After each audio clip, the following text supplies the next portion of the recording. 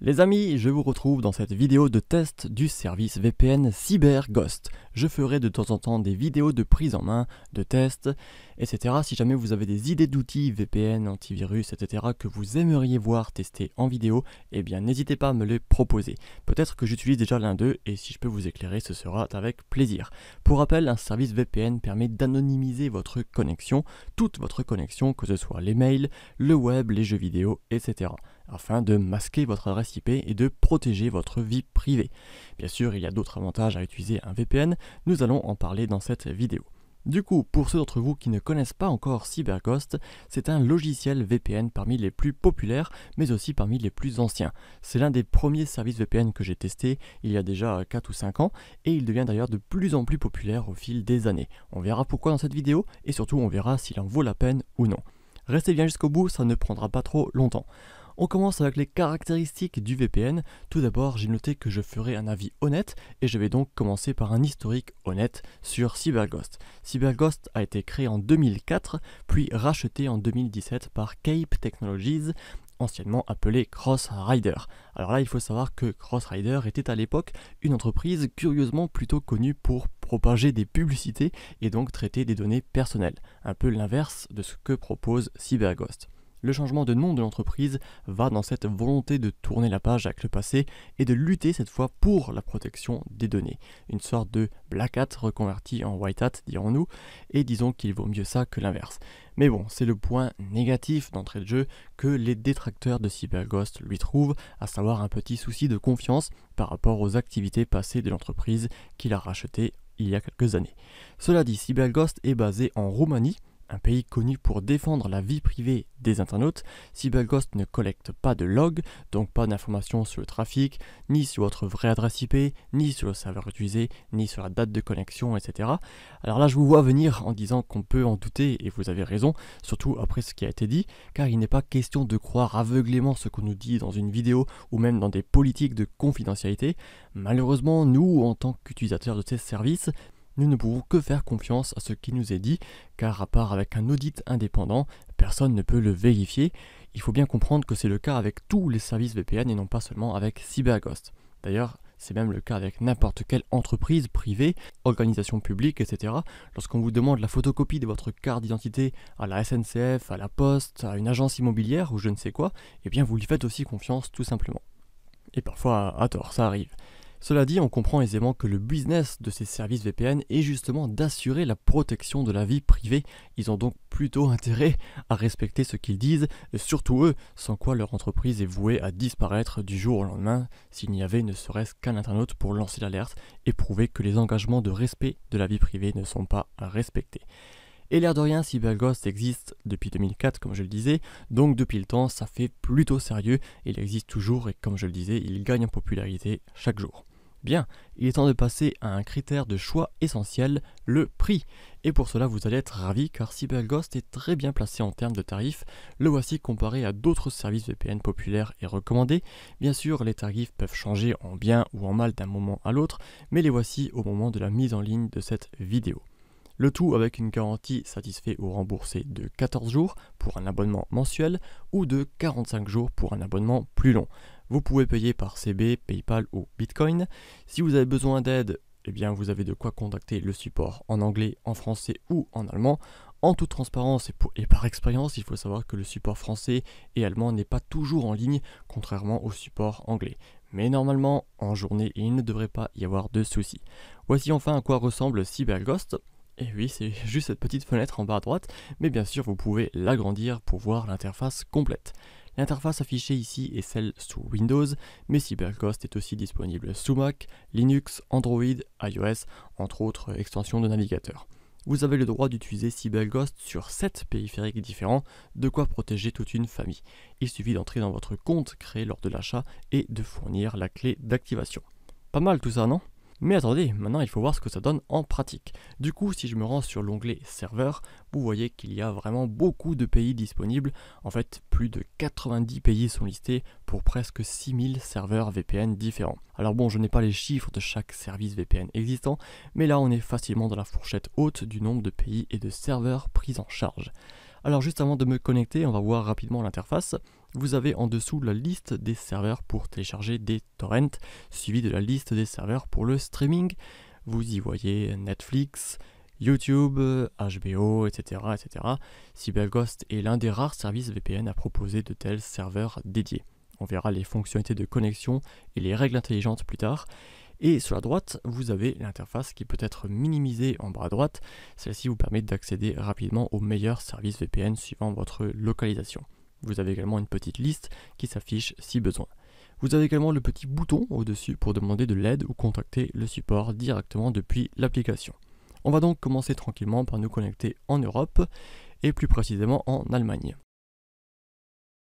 Faisons un petit speed test pour comparer la vitesse de ce serveur à ma connexion de base. Alors vous voyez ici que j'ai déjà préparé un speed test de base avec ma connexion de base sans VPN.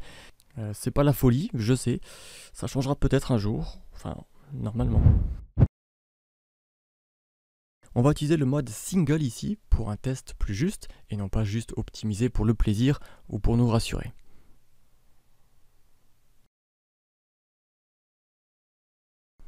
Et vous pouvez donc voir qu'en comparaison à ma connexion de base, eh bien on n'est pas trop mal du tout. Niveau ping, les amateurs de jeux vidéo n'auront d'ailleurs pas de soucis. Bon, je ne vais pas faire les 90 pays, vous me pardonnerez, mais a priori dans toute l'Europe, on sera à des vitesses assez similaires. Si vous avez besoin d'informations sur un pays précis, n'hésitez pas à me le dire en commentaire, je vous donnerai le speed test correspondant. Passons à un autre pays, un peu plus éloigné, comme Chypre, tiens. On est à près de 2600 km cette fois, alors voyons si ça tient le coup niveau connexion. On remet single.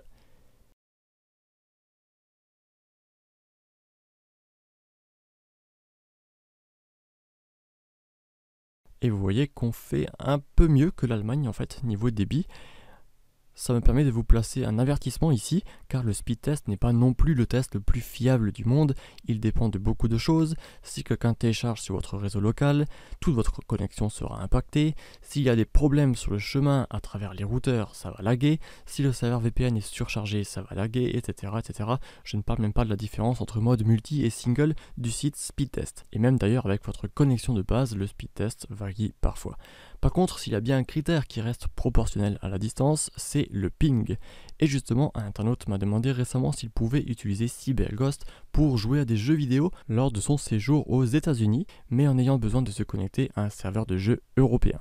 En somme, on peut simuler cela ici, mais dans l'autre sens, de l'Europe aux États-Unis. Je vais donc choisir ici un serveur US.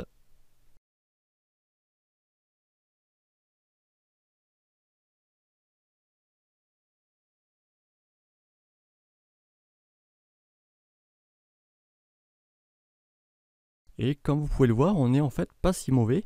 On a un ping inférieur à 200 millisecondes qui permet de jouer correctement et un débit qui est lui aussi pas trop mauvais pour moi. Et donc en étant basé sur ce test uniquement, c'est ok.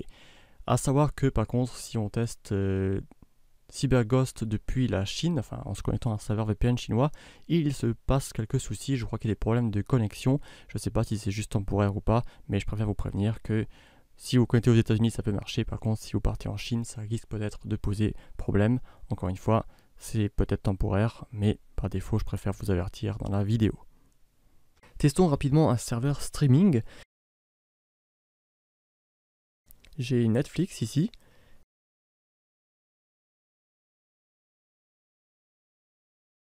Et on voit qu'effectivement, la vidéo se lance en HD sans souci. Ça, c'est un gros point positif pour les amateurs de films et séries qui devraient beaucoup aimer ces serveurs. Ok, passons aux fonctionnalités de CyberGhost. Je me déconnecte. On va donc dans fonctionnalités de connexion et on a ici des fonctionnalités plutôt inédites pour un service VPN avec le blocage de pub, des sites malveillants, de traçage, etc. Alors ce qu'il faut bien savoir ici, et c'est ce qui m'a été confirmé par le support technique, les blocages de sites ou de pubs utilisent une liste privée et maintenue par CyberGhost. Ça veut dire que ce n'est pas aussi performant qu'un adblock classique ou qu'un antivirus. Certaines pubs ou certains sites seront bloqués, mais pas tous. Et d'ailleurs, ça ne fonctionne pas trop en HTTPS, ce qui est un petit peu dommage. Donc si vous avez déjà un antivirus avec un bouclier web et un bloqueur de publicité, vous n'avez pas nécessairement besoin d'activer en plus ces options. Concernant la compression des données, ce n'est pas non plus noté ici, mais cela fonctionne uniquement pour les mobiles utilisant le réseau cellulaire, par exemple 4G. L'idée étant d'accélérer la connexion avant tout. Et pour la redirection HTTPS automatique, ça c'est pratique, mais il faut que les sites en question, qui sont en HTTP, aient une version HTTPS de disponible. CyberGhost ne pourra pas sécuriser de façon magique des sites non sécurisés. C'est un petit peu l'équivalent de l'extension HTTPS Everywhere si vous connaissez. On arrive aux règles intelligentes, ce sont des classiques mais des indispensables de tout service VPN digne de ce nom. Vous avez la possibilité de démarrer le VPN automatiquement au lancement du système, la possibilité de le démarrer uniquement au lancement d'une application, par exemple du navigateur web, la possibilité de créer des exceptions ou de protéger des applications données par le VPN. Vous avez en bas les paramètres pour la langue, mais aussi le fameux kill switch permettant de couper votre connexion en cas de déconnexion inopinée du serveur VPN. Et vous avez des paramètres de connexion au besoin, avec notamment la protection contre les fuites DNS.